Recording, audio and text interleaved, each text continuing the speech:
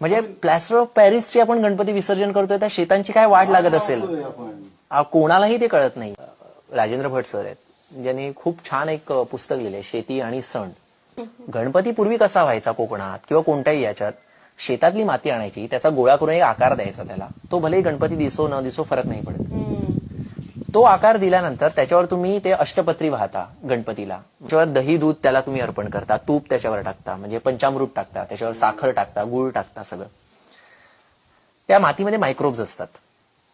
आणि गणपतीचा सण कधी असतो जेव्हा भाताच्या पोटऱ्यांमध्ये दूध भरत असतं, म्हणजे त्याचा दाणा तयार होण्याची प्रोसेस झालेली असते.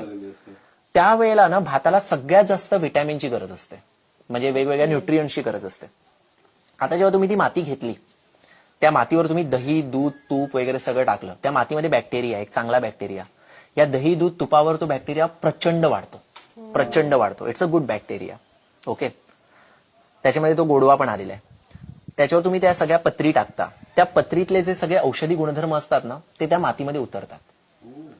आणि मग गावातली लोक जाऊन गावाच्या वरच्या अंगाला जातात आणि तिकडे त्या गणपतीचं विसर्जन केलं जातं ओहळ्यामध्ये, आणि ते पाणी सगळ्या शेतांमध्ये पसरतं.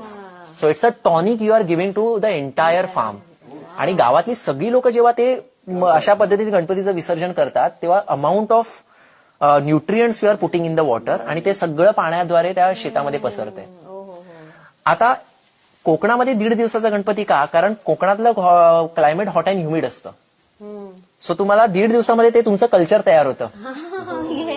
तुम्ही थोडंसं पुण्या साईडला गेला 5 दिवस लागणार, विदर्भात गेला तुम्हाला 10 दिवस लागणार.